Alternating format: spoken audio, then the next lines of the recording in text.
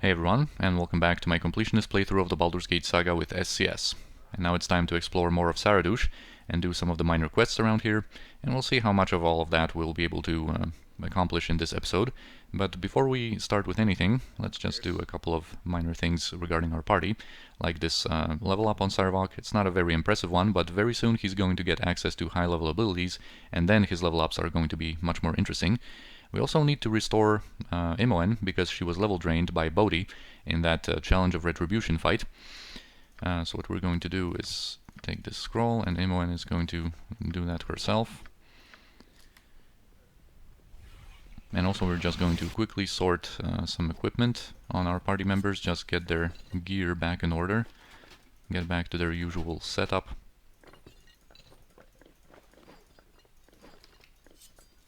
Alright, and now we are ready. So first we're going to investigate this situation here with these Gromnir soldiers harassing this waitress that just wants to be left alone. Yes, it will be done. Hello, mate. Actually harassing her to the point of tears, it seems.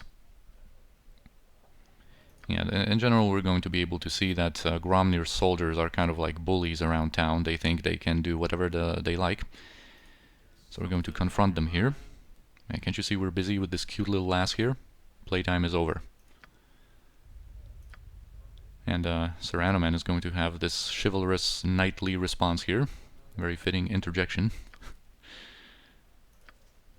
Alright, so they go hostile. They actually have some magical equipment that we'll be able to sell, and since we talked to this guy, he is going to take his time before going hostile, but you know, let's actually allow him to make the first strike. Alright. And boom, of course, they did dish out some damage. We're going to have some basic magical equipment that we'll be able to sell. Oh, and I didn't sort Senashira's bags here. Yeah, so some +2, +3 equipment. Especially useful if you are just starting out with a new character in Throne of Bhaal. You can get some money or some basic equipment here from encounters like that. And now this waitress is going to be, of course, grateful. And she mentions something, a clue for us, that these Gromnir soldiers apparently spend a lot of time around sewers. And if we ask more about that, there apparently are some rumors. Gromnir locked all the entrances to the sewers because the invaders could come in through them, but I bet you it's because you can enter the castle that way.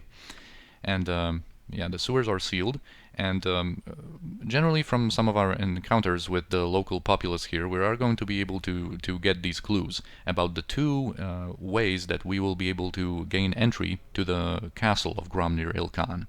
And one is indeed through the sewers, and the other one is going to be through the old prison, and we're going to learn more about that soon. Alright, so next up we have Vikang, our old acquaintance from Trade Meet. He was the guy who got so afraid of us just upon seeing another ball spawn that lightning struck him and he was teleported out. And here we'll be able to finally learn more about that. This is a follow-up from way back in our encounter. Ah, my sister. I should have expected it would all end up like this. Yeah, so we recognize him from Trade Meet. And yeah, he spent some time there between jumps. The curse of my ball-tainted blood. Whenever I was afraid, I would suddenly be teleported to a completely new part of the world. Most disruptive, especially while I was being hunted. Hunted? By other ballspawn, of course. Yaga-Shura for one. Others. Whenever I tried to build a life, the hunters would show up and poof, I would jump. Or teleport, if you rather. It's not a very comfortable thing to live with. But now, of course, he hasn't jumped out of Saradush. It's kind of ironic, actually. I ran into Melissan during my travels. She helped me, as she tries to help all the ballspawn. She helped me cure myself, so my fear wouldn't make me jump anymore.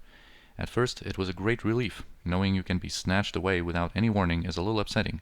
But now, trapped here, I pray every day that my curse will manifest itself again.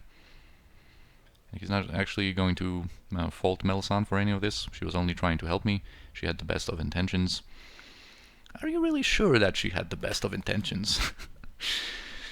Yes, there's more to Melissan, of course, than it might seem at a glance. Yeah, he's going to tell us a little bit about Gromnir, that he's apparently a very paranoid, kind of insane leader, or tyrant here. But anyway, there's actually a little follow-up to VKang that we'll be able to do after we rest and rearrange our spells a little bit. So this is going to come into play a little bit later. Now we have Peltier, or Peltier, whatever way of pronouncing his name you prefer. I'm not insane, I'm not. Well, could have fooled me. Nobody believes me. Why would they? After all that's been going on in Saradush, why even think about the fact that there are monsters among us, preying on us? So, whoa, whoa, whoa. What are we talking about? You're right. I'm babbling, aren't I? It's just that I know they're searching for me. They know that I know about them. The nights aren't safe for me, and I can't even flee the city. So apparently there are vampires. The courtesans, some of them anyway. They started disappearing after the siege began. No one knew where they went, and then they started to reappear, changed. Nobody noticed because of the siege, but it's true. They've moved down into the old prison. Their lair is there, I swear. And they come to this bar at night to feed on their customers. I have no idea how many there are now. So many people die every day here. What's a few more? I was taken down to the prison myself, but I got away, and now they hunt for me. I know I sound crazy. Nobody wants to listen to me, but it's true. I'm a dead man. And what he says is very true, although he seems like he's mad.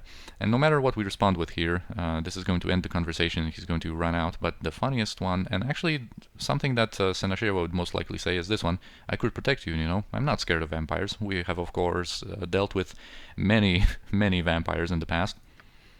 You're not? Then you must be one of them. You work for them. You came to bring me to them, didn't you? I've got to get out of here. He just bolts. But yeah, valuable clues he was able to provide. Some more clues we're going to be able to get from Pirgam Ailson, who is the proprietor of this inn.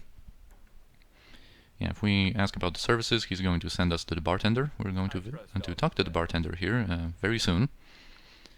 Yeah, we can talk about the current situation, the massive distrust, I guess, that the locals have for the ball spawn.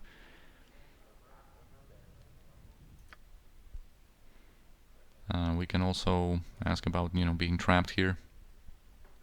Yeah, not even the mages can escape this place, or so I've heard. Yeah, this is not only about the town being surrounded and besieged, but there are also some magical spells preventing magical means of escape, and we're going to learn more about that soon. I should spit in disgust every time I hear his name, asking about Gromnir here. Yeah, he's nothing but a bully, cruel, cowardly little despot. It was bad enough around here with all the refugees showing up these past few months, but at least they didn't bother nobody. Gromnir is a different story. First, his troops ran off Count Santel, who was the previous leader of Saradush. Then they started terrorizing the townsfolk. Next thing we know, we're caught between a tyrant we hate and an army outside our walls that wants to kill us all just to get at him. Yeah, we can ask about Melissan, which I'd never heard her name. Nothing against her as a person, you understand. She's a fine woman, always looking to help out the less fortunate. Yeah, it kind of sounds like Nalia, and especially with Animen's interjection. But that's the problem, see? She brought these ballspawn to Saradush to try and protect him, and now the whole town is doomed. Good intentions, bad results. Well, we'll see about that. And yeah, he's going to want a fee to give us some clues about how to get into Gromnir's castle. But we can actually easily convince him to do it for free. It goes against my basic nature, but I guess you make a good point. Yeah, there's an old abandoned jail in the city where Count Santel could imprison his political enemies. Rumor holds there was a secret passage from the jail into the castle, but the jail never got much use and nobody bothered to look after it. Eventually it became overrun with undead, and the Count secretly asked Sister Fariel at the temple to seal the entrance. So yeah, more clues about what we've just heard. Overrun by undead, vampires. More info about the old prison. And he knows that because Sister Fariel and I have a very close relationship, if you get my drift. And, yeah, she might give you the key to the sealed door of the jail, seeing as how we're all doomed anyway. So yeah, some valuable clues from Pirgam here. There's also Hektan that we're going to talk to more later. Right now we don't really have anything to discuss with him. Actually, we need to detect the trap over there in that room. Just scavenge some stuff. There's also a named cat here. Where are you, you little bastard? Tepid, the cat, who sometimes kills the rats around here. Has nothing to say to us, apparently. Alright. But yeah, I was about to loot some stuff here. Just some potions. Here, here, Tepid attacked. Pounced on this poor rat. Here we're going to have one of the few different instances that we're going to be able to witness of some local unrest. And basically different inhabitants of Saradush blaming each other for the troubles, and basically we're going to be able to witness the rising tensions between the inhabitants of Saradush. So here we have elves and the dwarves bickering amongst one another, and from them actually we also can get some clues about there being an underground tunnel system, the sewers. Yeah, the dwarves are going to mention, I think, the prison. Yeah, the underground prison that's boarded up for some reason. And this guy actually mentions sold an SLR, and that the elves nearly let the Tree of Life get destroyed. So yeah, throwing some blame around. And here we have our old buddy Volo. Remember him from Baldur's Gate 1, from the Belching Dragon Tavern in Nashkel.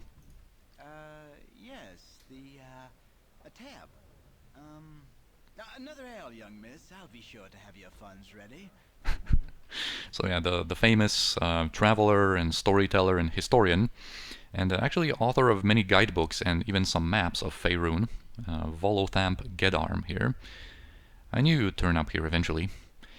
Volothamp Gedarm, I said to myself, rest assured, wherever history is being made, Sinashira and her companions are close at hand. So what are you doing here, dude? Come now, surely you know that wherever history is being made, I, Volo, will be there to chronicle events. You don't become the most famous historian on Faerun without finding yourself right in the thick of things. Of course, this time I'm a little closer than I normally like to get, but don't worry about me. I always find a way to get out of these tight situations. Well, in the Forgotten Realms lore, actually, he gets at one point under the influence of an imprisonment spell and is imprisoned for a whole century, so doesn't always find a way to get out. Although, well, then he gets freed and reappears in like the 5th edition of D&D. But anyway, what can I do for you, Volo? Oh no, Sinashira. The question is, what can I do for you? The answer, of course, is immortalize you and your companions in my historical records. Here's a little preview of what I've got so far. Raised as a child in the cloistered confines of Candlekeep, Sinashira emerged from these humble beginnings to become one of the most powerful mortals to ever set foot upon the face of Toril. Saving the city of Baldur's Gate, defeating the mad mage John Irenicus, preserving the Tree of Life, such heroic accomplishments are mere footnotes in the epic tale of Sinashira, greatest of the children of Bhaal.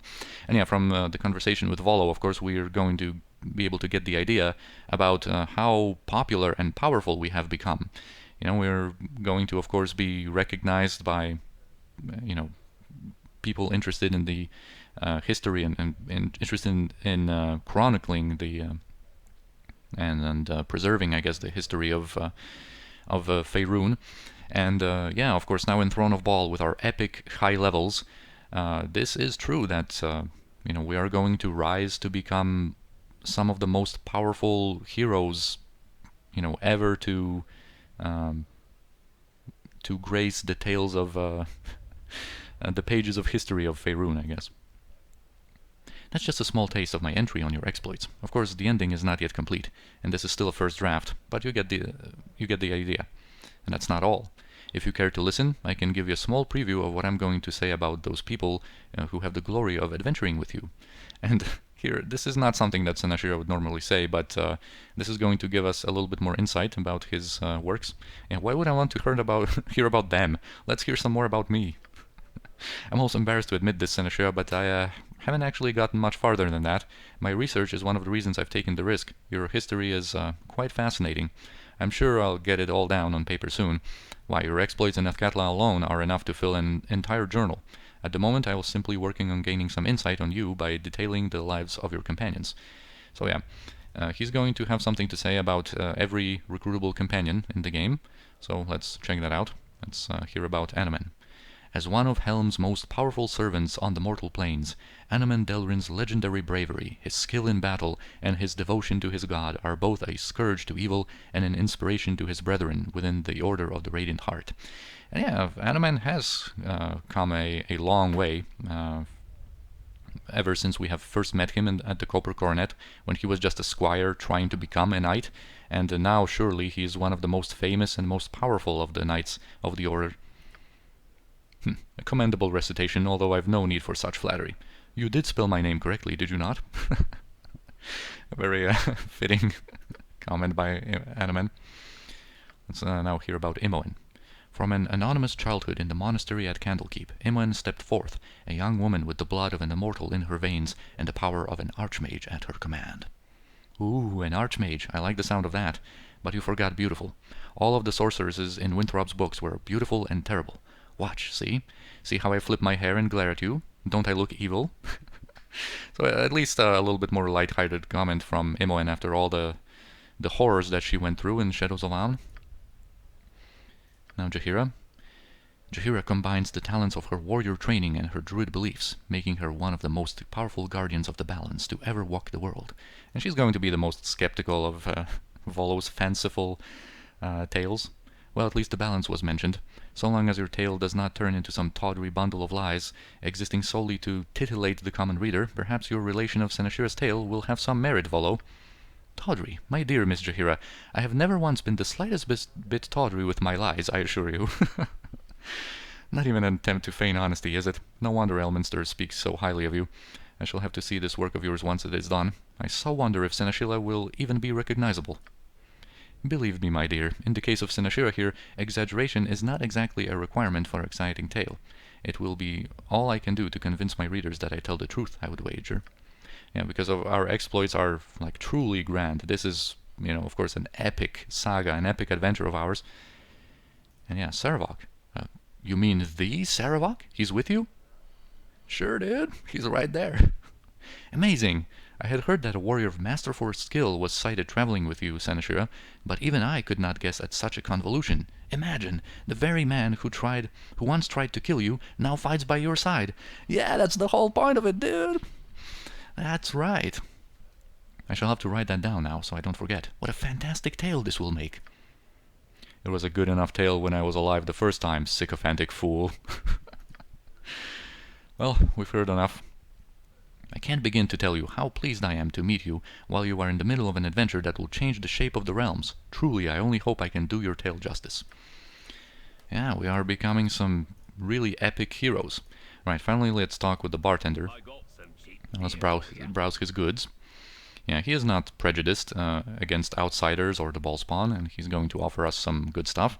And he's just a vendor that has some basic magical stuff up to +3 enchantment. So this is yet another way, if you start a new character in Throne of Bhaal, to get yourself equipped with some basic stuff and get some +3 weapons that are going to be required more and more often, I guess, in Throne of Bhaal to even harm the opponents we're going to encounter. But there are two notable things about him. First off, he has large quantities of these +3 projectiles, like arrows +3, bolts +3, and even bullets +4, although these ones are not quite as plentiful. And these ones are very, very important if you have characters that are committed to that kind of weaponry. For example, if you have an archer with grand mastery and short bows or crossbows, you're going to want to stock up on these projectiles because of the reason I just mentioned. Especially in Throne of Bhaal, there are going to be more and more opponents that actually require +3 enchanted weaponry to be hit. So, and this is going to be very important. We don't really have a character that's so dedicated to that kind of thing and and a character that would have many attacks with that kind of weaponry. We're going to get some stuff like that for Imoen, especially that it's so cheap. You can steal from this guy, but we're not going to bother with that. We're going to get some stuff like that for her, and that's probably going to yeah, fill up our inventory. Let's just quickly stash some stuff and buy some stuff like that for her, but we're not going to go overboard because, like I said, Imoen, you know, we are not so concerned about her physical attacks. And I am going to buy these bullets here. And let's just stash them properly.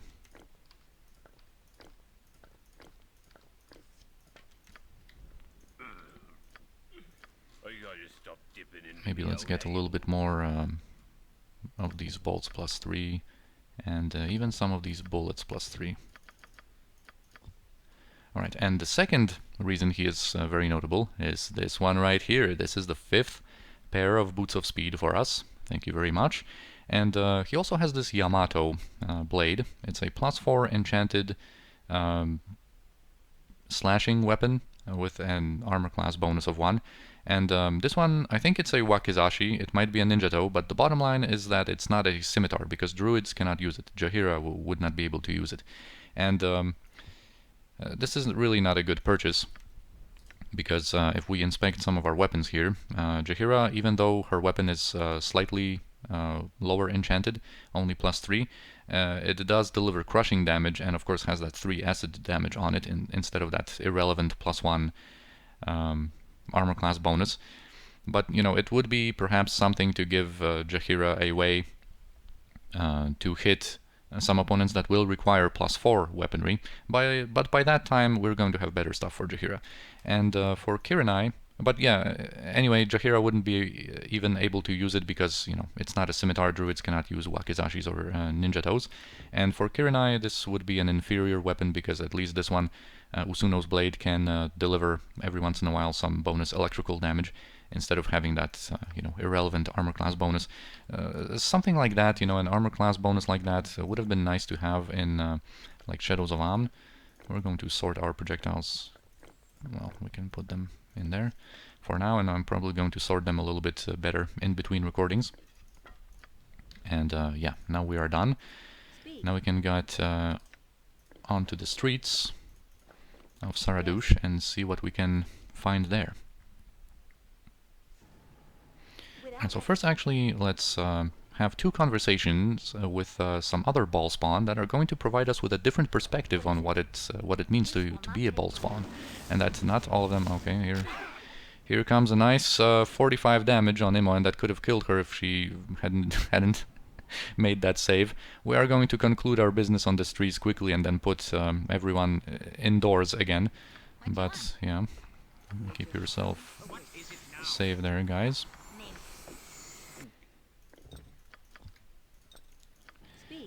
Anyway, I was about to say that not all of the ball spawn, you know, grow up to be powerful heroes and warriors and mages, but some of them, for some of them, it's just a curse, and we're going to be able to learn more about that from Alexander Ralisar here. Are you a child of Bhaal as well, lured here, like the rest of us, to face our inevitable end? I myself am one of Bhaalspawn's progeny, or so I've been told. I guess Bhaal's blood runs thicker in some of his children than in others. And yeah, Saravak is going to be pretty rude here. Why do I even waste my breath tormenting this cowering cur? Now, of course, you know, Saravak being disgusted by his lack of ambition, I guess, to become the next Lord of Murder. Because, as we will see, some of these ball spawn would like nothing more to just be rid of this taint and be able to live a normal life. Yeah, so we can ask him about some stuff. Yeah, Gromnir being unstable. I came to Saradush seeking sanctuary, but when he took over, I decided to get as far away from him as possible. It's not true for all of us, though. I understand there's quite a few ballspawn whom he's gotten to fight at his side. Some of them are pretty powerful, too. Yeah, some members of his forces are ballspawn, too. Because, in general, of course, you know, Saradush was made to be kind of like a big sanctuary, a safe haven for the ballspawn, and now it's all, you know, under siege. And that's why this is kind of the next pivotal point in the prophecy. You know, this big slaughter in Saradush that Saravak mentioned. This is significant because it's going to be a slaughter of the ball spawn. Anyway, I hadn't met Melissan until I came to Saradush, but I had heard her name. They said she promised to keep us Ballspawn safe, but it looks like we're all doomed despite her efforts. Despite, or maybe thanks to her efforts? Wouldn't you want to entertain such a possibility there? Yeah, so he wasn't brought here by Melissan, actually. He seems to be an exception. He fled here from Sembia. My home village was burned to the ground by a dragon who claimed to be hunting for me. My friends, my family, they threatened to give me to the dragon if I didn't leave. So I did. And I heard a lot of other Ballspawn were coming here. Now I almost wish I hadn't come. Yeah, there was another child of Bhaal about here who could teleport about, but I don't know if he could take you with him. Timid fellow, anyway. Probably not the kind you were looking for, so of course he's mentioning Vikang. I don't know why you'd want to get into the castle anyway. My advice would be to stay well away from Gromnir. Yeah, so he doesn't have anything more useful to say, but, you know, a nice bit of insight about what's happening here. And there's also another guy here, Oris Nimblefinger. How did I come to this? I'm just a simple farmer. Is it my fault my father was the Lord of Murder? Yeah, Bhaal may have been my father, but I want no part of this. I came to Saradush to escape persecution in my hometown. Now all I want is to try and blend in with the normal folk. And Imon is going to have some comforting words for him. Just leave me alone. I can't tell you anything. I'm just a simple farmer. All I want is my normal life back. Damn this cursed immortal lineage. Yeah, so nothing but problems this taint presents to a lot of, like, ordinary people that just want to get by, but cannot. Because, of course, this whole prejudice and a well-known fact about, you know, Ballspawn having these different evil tendencies and whatnot, but a lot of them, as you can see, are just normal, poor guys. Alright. Time for some more tensions between the inhabitants of Saradush. Here we have some dwarves and humans this time bickering between each other. And they, of course, have some lines here, but I'm not going to linger too long here to wait for these, like, trebuchets and stuff to possibly kill someone of our party while we're outside. So let's just engage in a conversation here. So yeah, they are, of course, kind of blaming each other for what's happening here. And if we are just peaceful, this is actually not going to result in them dispersing. I don't think violence is the answer here. That's the only answer these tall folk understand. They won't give us no peace. Everything started to go wrong when you dwarves got here. Now our town is doomed. We didn't bring trouble to this town, so quit treating us like we did. Yeah, poor dwarves here. Yeah, they just can't put aside their differences, it seems. They're about to start a brawl outside, but if we speak to them again and just be a little bit more convincing, especially giving them the idea that we are a Ballspawn here. Yeah. You better stop this childish bickering before I lose my temper. Hey now, stranger, just relax. We know what you Ballspawn are like. All we're doing is blowing off a little steam. This human is a Ballspawn? Look, brawling in the streets is one thing, but none of us is looking to get killed. Come on, lads. You heard the woman. Let's clear out. So yeah, another just, like, super minor personalized experience reward here. These really confuse me. Yes? But anyway, here is going to be this harlot that also has some lines trying to get our attention. And yeah, are you looking for a good time? I was pressing tab, so that overwritten her line that normally appears. But yeah, she doesn't seem to be too experienced at that. Haven't done this before, have you? She was just trying to get our attention because she saw us talking to Melissan, and she was hoping that we could put an end to Gromnir's reign here. And we can actually ask her about a way in. She's going to mention the sewers. Yeah, apparently, you know, some of the army outside the walls tried to sneak in that way, and that's why Gromnir had everything sealed up. But, you know, that's of course the official explanation. Yeah, we'll find a way. Anyway, now here there's going to be more of these Ilkhan soldiers harassing elves this time. So let's give them the opportunity to present us with some lines that they normally can offer us here. And they want some of these elven women, of course. Take them to the barracks, perhaps have some fun. Jeez, that's just terrible. Yeah, so they are of course just suffering at the hands of these soldiers, suffering the harassment. So let's talk to one of them. You got some business with us? Think hard on this, because you don't want to have business with us. And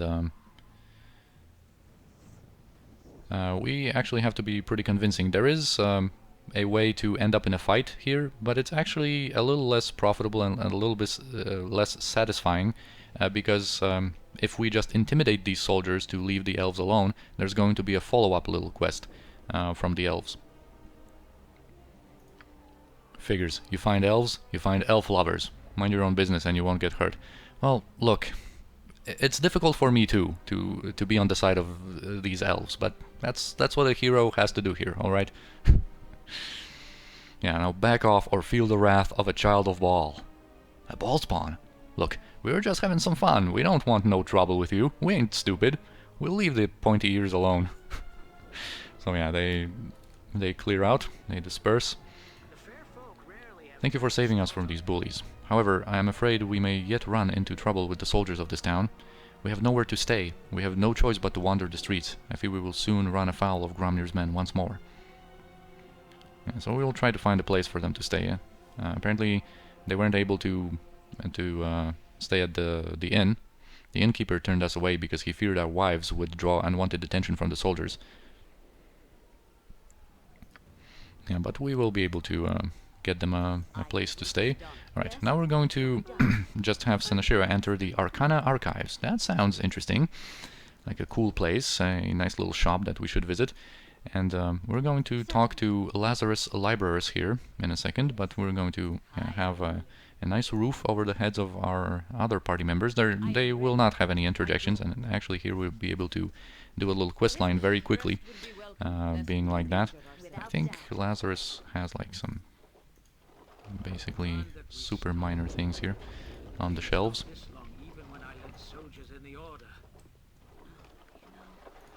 Alright, so let's talk to him. Welcome to Arcana Archives. I would normally invite you to look at my magical wares, but alas, my shelves are completely bare. I have not even a single parchment left for you to purchase. My spellbook has been stolen. Without it, I cannot fashion the powerful scrolls which normally fill my shop. Please, mighty Senashira, I beg of you to help a humble wizard. Yeah, I thank you for your aid in solving the theft of my spellbook, mighty Senashira. I like how he refers to us as per mighty Senashira. I like that. You're getting some points, Lazarus. Yeah, so as for the crime, at first I suspected Hektan. He is well known about town for his sticky fingers, but after questioning many witnesses, it is clear that Hektan was at the local pub from dusk until dawn the night of the theft. I still suspect that no-good thief Hektan was involved. I can clearly see the guilt in his face, but there is no proof. Without my spellbook, I am virtually powerless to pursue this myself, and as a newcomer to this town, I have no one to turn to for help.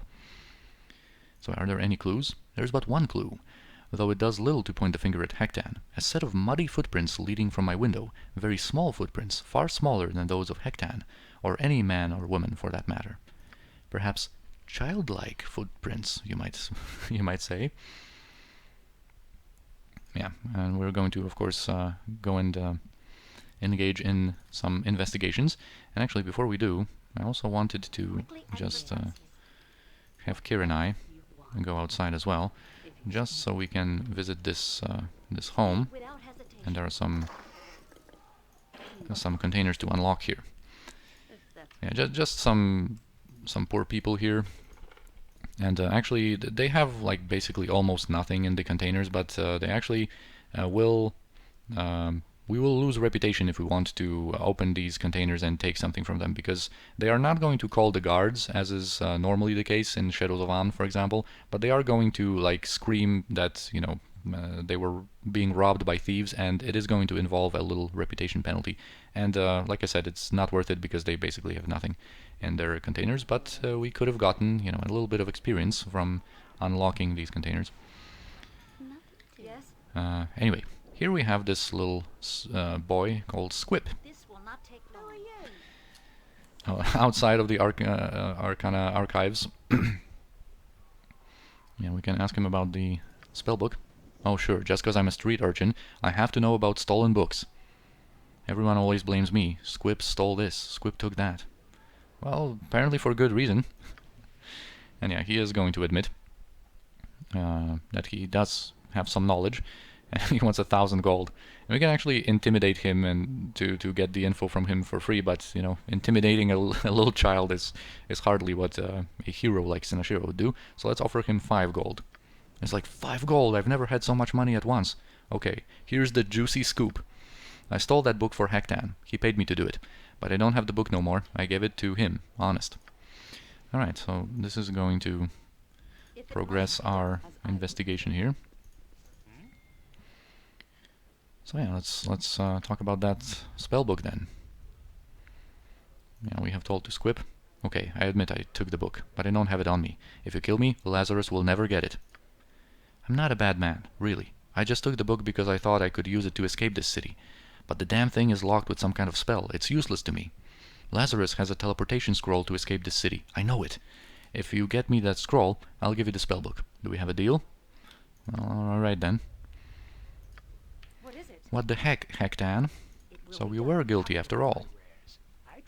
So we can of course tell Lazarus about all that. I knew that thief was to blame. But he is a fool if he thinks the teleportation scroll will help him escape this city. I do have such a scroll, and I will gladly trade it for my spellbook, but the scroll is useless.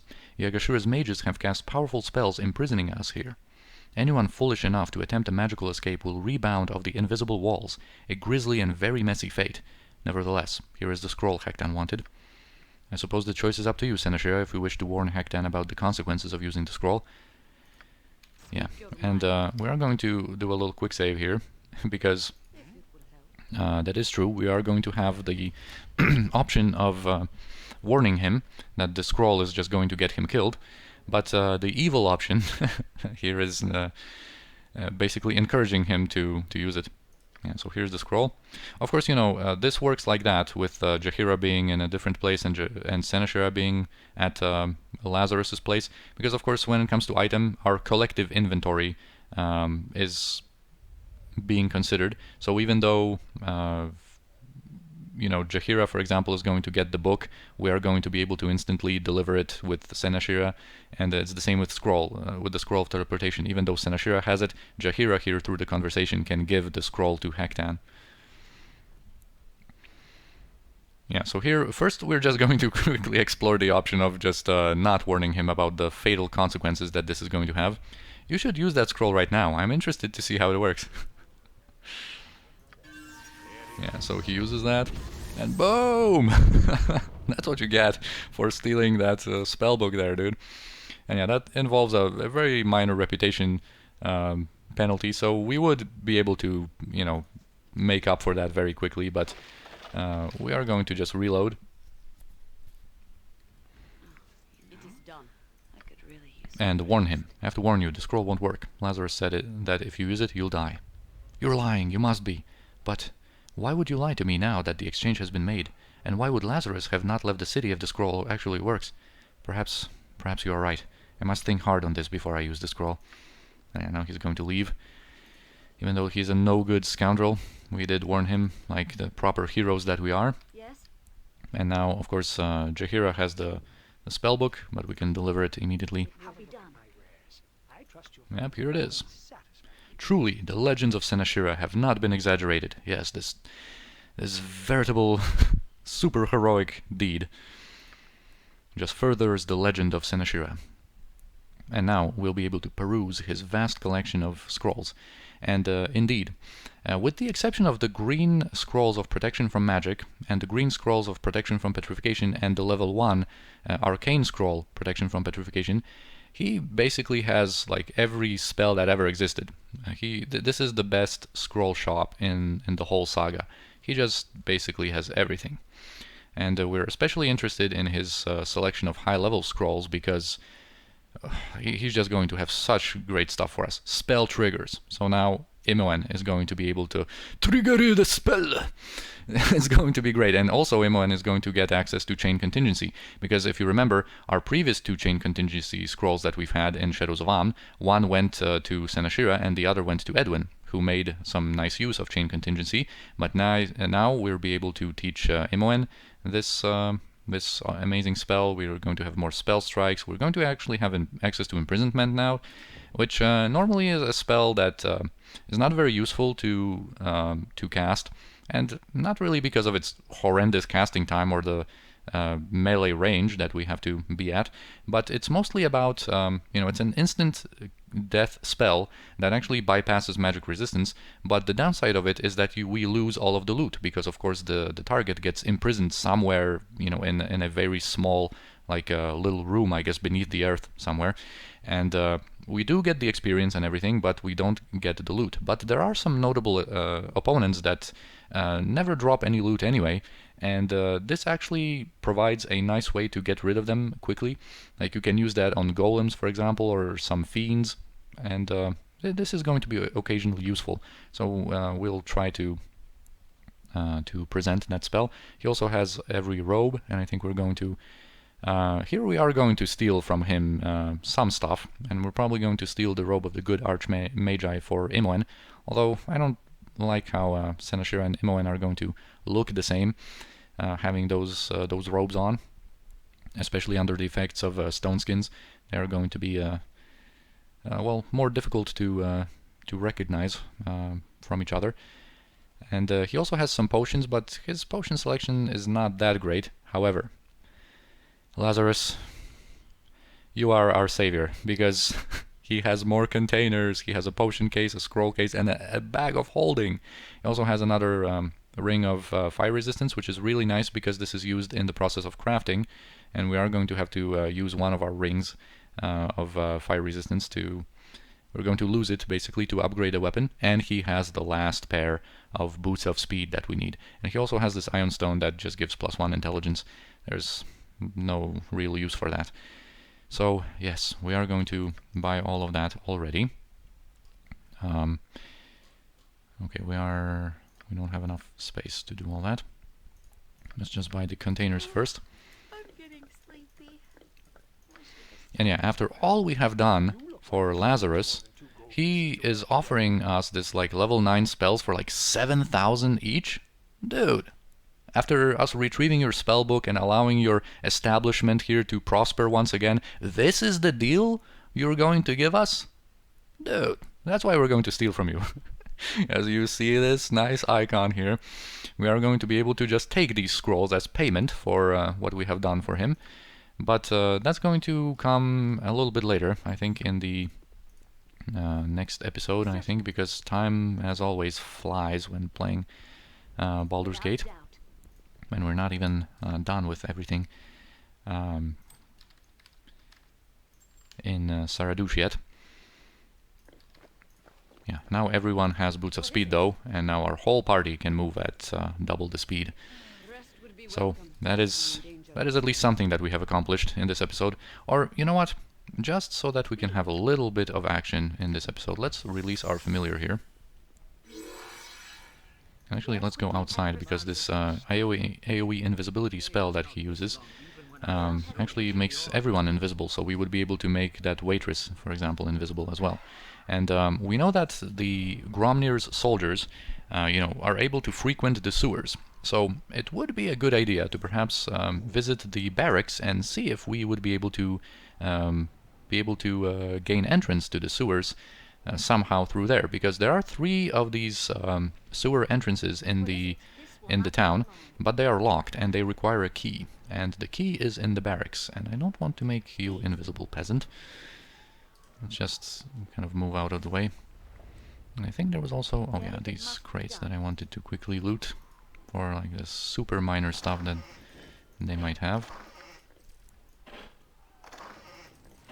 Alright, cool. What is it? These just stay here. These guys, they just really want to get under the effect of our invisibility here. Oh my god. Like, what are the chances? What are the chances for us to get, like, interrupted here when we wanted to just cast this invisibility spell? Well, Yes, sir. we are going to have to rework our spells I'm listening. and rest anyway for some upcoming battles, and also for a follow-up to Vikang and some other stuff. So I think we are going to rest with the familiar and attempt what we were supposed to attempt again in the next episode, I guess. And in between the episodes, I'm of course going to rework our spells and be prepared once we start recording in the next one. So for now, as always, I thank you for watching. I hope you enjoyed this episode, and I'll see you next time.